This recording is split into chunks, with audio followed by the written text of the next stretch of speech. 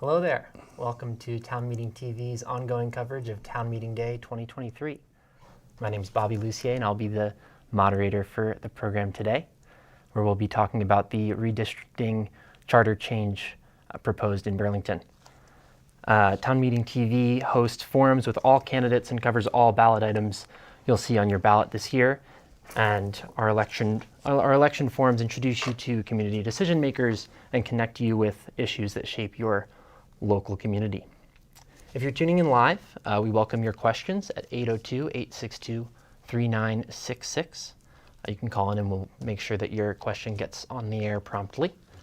And you can watch Town Meeting TV on Comcast Channel 1087 and Burlington Telecom Channel 17 and 217, as well as on youtube.com/townmeetingtv. So with that, today I'm joined by Lee Terhune and Chris Hazley, who are both going to share a little bit more about this charter change that's proposed in Burlington. And we'll see if we can get the language up here to read the charter change, which is number 3 on the ballot. And it reads, Charter Change Reward Boundaries. Shall Article 2, City Election Areas, define Section 2, Election Boundaries of the City Charter, Acts of 1949, number 298, as amended, related to city elections, be further amended to provide for the 4 city electoral districts and 8 city wards to be redistricted to reduce the population deviation among the most populated and least populated districts to no more than 10%, as shown in a map entitled Ward Redistricting, 8 wards, 4 districts, 12 councilors. Requested edits to December map, City Edits V2, map date January 20th, 2023. Effective as of the annual meeting in March of 2024 and for all city elections thereafter. So that's what voters will see on the ballot.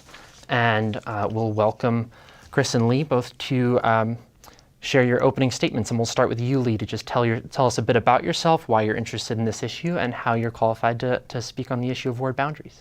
Thanks, Bobby. Well, first of all, I was active in my NPA for many years. I received the Herb Blumenthal Award for Community Engagement, and I was a member of the Independent Redistricting Committee in 2012 and 2020. So I've been very interested in this subject for the last 20 years.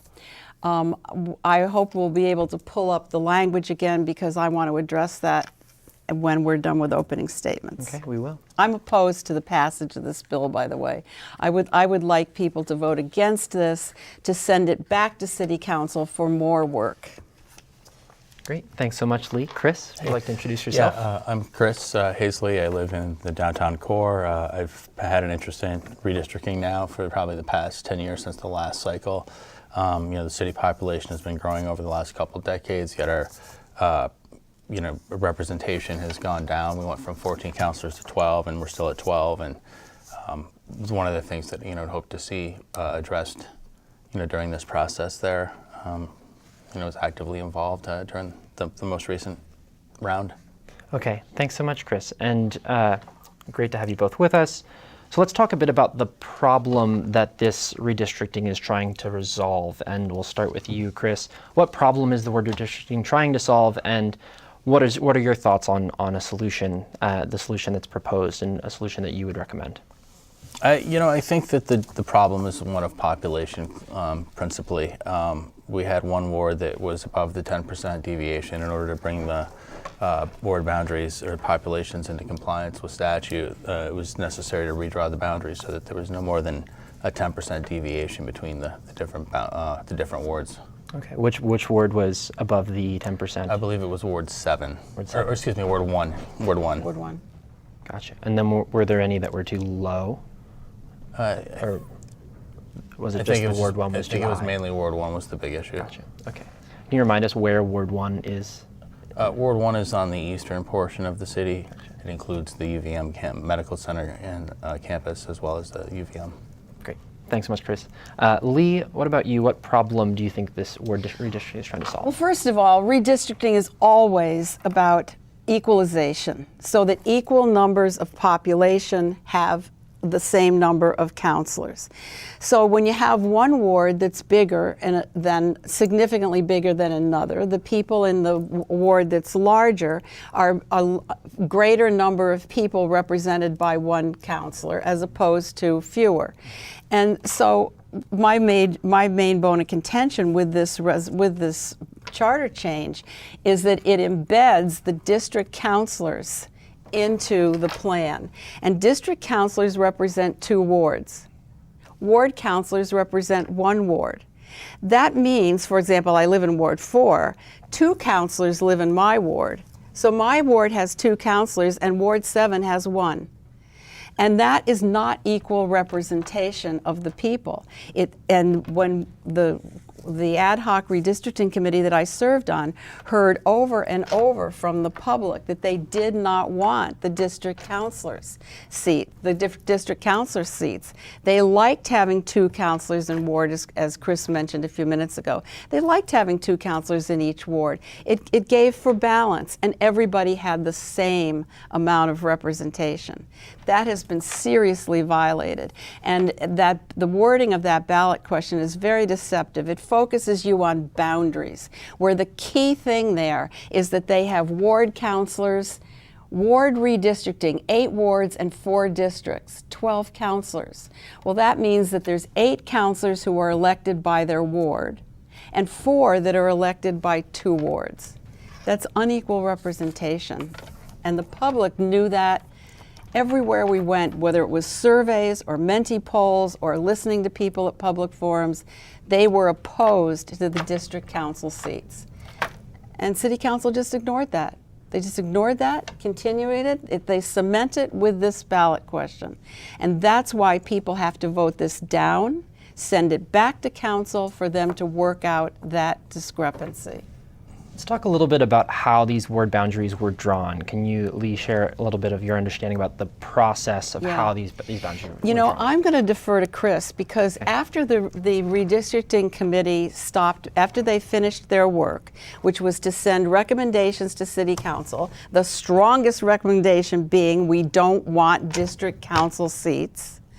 After that, Chris and I and 4 or 5 other people got together and started doing mapping. It's very easy to do. There's apps online.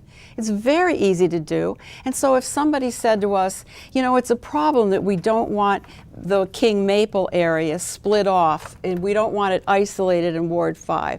We want to bring it into another district. We heard from people they wanted a downtown district. Chris did the work mostly. I'll let him speak to it.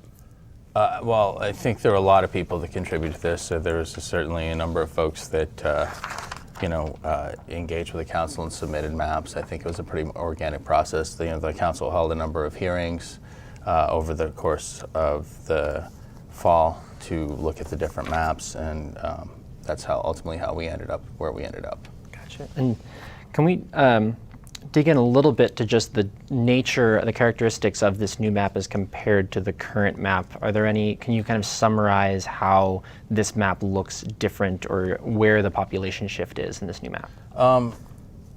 There's some changes to the way the old North End has been split. It typically had been an east-west split, and now it's more of a north-south split. Ward 3 has kind of shifted south and become more of a downtown ward in terms of its geography. That would now include the King Maple neighborhood and the Bobbin Mill, which were, as Lee had mentioned previously, split among 2 different wards despite being Vermont's largest community of color. And then, Ward 8, which was predominantly a large rental ward with a large number of off-campus students, that was redrawn as well to provide a better mix of residents there between longer term and the students. Gotcha. And now each of the 8 wards is in compliance with the no more than 10% deviation rule? Correct. Okay. Yeah, I think to Lee's point, a lot of the opposition from this comes not so much from the map, although there are people that do have concerns there, but I think it's more of the representation issues. And I think what folks were looking for was to kind of use this process to simplify things a little bit. In the past, we had a model where we had 7 wards and 2 counselors per ward for a total of 14 counselors, and so it seemed logical that given the growth in the city's population and the work that the city council was doing, that going back to a model of 2 counselors per ward, 8 by 16, would be a good thing for the city, both in terms of representation, but also in terms of spreading out the work on the council. There's been a lot of big issues that they've had to deal with, and I think increased representation would be helpful for everyone. The trend is towards increasing representation, not decreasing it. The state legislature gave Burlington an additional legislative representative. The hospital added 6, 7 new seats on their board. The university added seats onto their board. And at the same time, our city council reduced seats. It concentrates power in the hands of fewer and fewer people. It weakens our committees. You know, ideally, when a resolution comes, it gets assigned to committee, and in those committees are a tripartisan group of counselors that work on it, work the rough edges off of it. When you have too few counselors to serve on these committees, your committees are weak, they don't operate, and that makes the work of the whole council even harder, because they have to do all of that negotiating and ironing out the wrinkles in it during a city council meeting. And so it really, one of the biggest issues in this town right now is public safety. The Public Safety Committee of Council has 2 people on it. And one of them is the council president, who doesn't ordinarily serve on committees. The council president is an ad hoc member of all committees, but doesn't vote. But because we have a shortage of city councilors, the president is having to serve on this essential committee, which only has 2 people on it. Can I ask either of you why you think this passed the city council if it's decreasing representation? It passed city council in spite of the fact that they all said they didn't want district councilors. Everybody heard that from their constituents.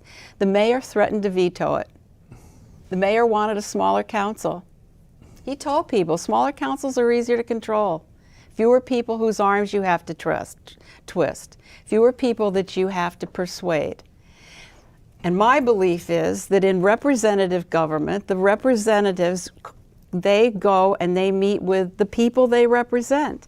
Our councils should be going to their NPAs and talking to the residents of their wards as to how people feel. They should be negotiating their position there with their constituents, not in party caucuses the night before the meeting. Chris, do you have anything to add? You know, I think it's the typical political process, the give and take there, and I think that there were some dynamics that Lee had alluded to with the mayor and the size of the council and trying to get something through, and I think it is a big disappointment for a number of people, and again, I think that the number of councilors and the configuration and the retention of the districts is really what I see is driving a lot of the opposition more than the actual boundaries themselves. Thank you both. So we'll now jump to a question about what the public should know. And we'll start with you, Chris. What more do you think the public should know about this issue before they make their decision and vote on March 7th? You know, the map that was ultimately adopted, I think, was a compromise. I think, key thing for me is that it did do a lot to bring the Bobbin Mill and parts of the King Maple neighborhood together into a single ward, which I think is important because that's one of Vermont's largest communities of color. So I think that having that continuity was a good thing there. Thanks, Chris. Lee? Well, I think people need to look at the wording of that ballot question very carefully and realize that they're being tricked. They're being tricked into thinking this is about boundaries, when the essential issue here is about equal representation, and as soon as they cement those district council seats into the plan, then it's in our city charter. And I've heard from some people, well, maybe we could come back later and take it out. Well, the political realities are once it's cemented into city council, it's very hard to get rid of it. And so people need to get rid of it. They need to stop it here, vote no on question 3, and then city council will have the clout that they need to say to the mayor, look, my constituents want 2 councilors per ward. They want a 16-member council, and we can learn to function that way. The legislature functions with 276 or something. The hospital functions with 24, the university with 26. I think our council could learn to use their committees and yeah, to function in a very efficient manner with 16 people. Absolutely, yes, they can. Thanks, Lee. So now we'll move to a question about outcomes. What do you think would be a good outcome on this ballot question, and what steps would need to happen next for that outcome to take place? And we'll start with you, Lee. Well, I'm just going to repeat myself. I think the best outcome would be for people to vote no. It doesn't kill it forever. It just takes it back to City Council for them to work on it further.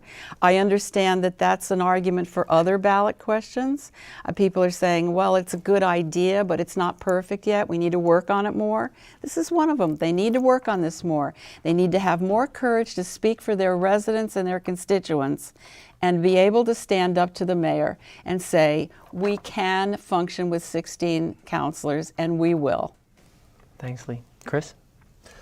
Yeah, I don't know how this is going to play out ultimately with the voters, and if it is a failed outcome, it will certainly go back to the council, as Lee has pointed out, provide an opportunity to address the structural issues with the districts and the number of representatives here. On the other side, if it does pass, then it would advance on to the legislature, where it would be, I think, probably routed to government operations and evaluated, and then ultimately, if adopted by the legislature, to go before the governor for signature, at which point it would be incorporated into the charter. So I think that, in terms of time frame, probably next spring would be the earliest that the legislature took this up. Right, okay. Great, thank you both so much. So we've reached the end of our questions here, and I think we're a little early, but I think we'll jump into closing comments unless there's anything else that you'd like to add. I think you can take a little bit more time than we anticipated on closing comments, but we'll start with you, Chris, if there's anything that you want to leave voters with on this issue at the end of our program today. I think really at the end of the day, like for me personally, this was really about the statutory requirements of meeting the populations, and that's really what's driving it, the underlying process. But on top of that, you have, all of the different community values, like keeping, districts small or wards small, preserving neighborhoods and communities of interest, keeping the polling place in the same ward, things of that nature. So all these different things came into focus, and, it was a bit of a balancing act, particularly, different models had different effects on different parts of the city. So for example, with an 8-ward map, one of the issues was where to draw the line between, with the campus students there along Main Street, between what is currently Ward 1 and what is currently Ward 8, and 6 there, that interface there. The 7-ward map would have, changed up the way that the old North End was drawn. So, it was a lot of different things went into it to kind of, to make it happen. But I think at the end of the day, one of the things that was really consistent from the public process was a desire to go back to a model with 2 councilors. And if you're one of those folks that believe the representation is important, then casting a no vote would probably be the way to go. Thanks, Chris. Lee, your closing statement? I agree with everything that Chris just said, and I think it's really important that we make this decision about redistricting based on what's the fairest, most equal representation for the people. And this ballot question, if passed, does not do that. In fact, it does just the opposite. And we've got to empower City Council to make a decision based on what's best for residents. And the only way we do that is we vote this question down. Question number 3, vote no, and it'll go back to the drawing board. And I think council will then, because we heard them say, I really don't want district council seats, and then the but the mayor's going to veto it if we do it. Well, do it. Do it. Let him veto it. And then you can override the veto if you feel as strongly as you told us you felt about it as we watched them voting. They were doing things like, oh, I really don't want district councilors, but it's a good map. Well, they're 2 separate questions. It is a good map. A great job, I think, was done with that map. In the new North End, if they had gone to 7 wards, part of the old North End would have had to come into the new North End. It would have violated several principles of redistricting. For example, there's the inner veil and the ravine in between us and St. Louis Street, for example. And if those people were brought into the new North End, they just don't have affinity with the people in Ward 7, for example, Village Green area. And it's strong. We want our voting districts to have an affinity, and geographic affinity is very strong. And so by going to 8 wards, it made the new North End very happy, because we were, a street may have been adjusted here or there, but Ward 4 and Ward 7 are intact. The problem is that Ward 4 has 2 city councilors and Ward 7 only has 1. And that's repeated all over the city. And it doesn't make it equal if there's an error in every part of the city. 4 wrongs do not make it right. Thanks so much, Lee. Thank you, Chris. Thank you both for coming in. If you want to add one more thing before we close out, you're welcome to. Sorry, I saw that. No, just, check the maps online with the city's website. Take a look at what the visuals. I know some people that's a little easier to understand. And also keep in mind that, this little paragraph that we see here in front of us on the ballot, it's what they call the short form of the question. The long form is considerably longer, and it's several pages, and that's the actual language and the charter change if you're interested in that sort of thing. Thanks, Chris. Yeah, I was on the Burlington website today and found that interactive map where you could pull the layers of the old map and the new map. Is that what you're talking about? Yeah. And what I found interesting in the long form of the question is if you're going to have a system where you have districts and the districts are made up of wards, one would think that a way to approach it would be to define the wards and then say, okay, these couple of wards make a district. But the way it's defined in the actual language is they define the district and then they define the wards after. So it's kind of counterintuitive in that regard. Interesting. Well, thank you both for joining us today. Really appreciate you coming in. Chris uses the word counterintuitive. I say it's sneaky. Thank you, Lee. Thank you, Chris. And thank you. Thank you for tuning in to Town Meeting TV's ongoing coverage of Town Meeting Day 2023, as we cover local candidates, local budgets, and ballot items up and down your ballot. You can find this and more forums at ch17.tv. And don't forget to vote on or before March 7th. And thank you for watching and sharing Town Meeting TV. If you're not already, please subscribe to our Town Meeting TV YouTube channel. So long.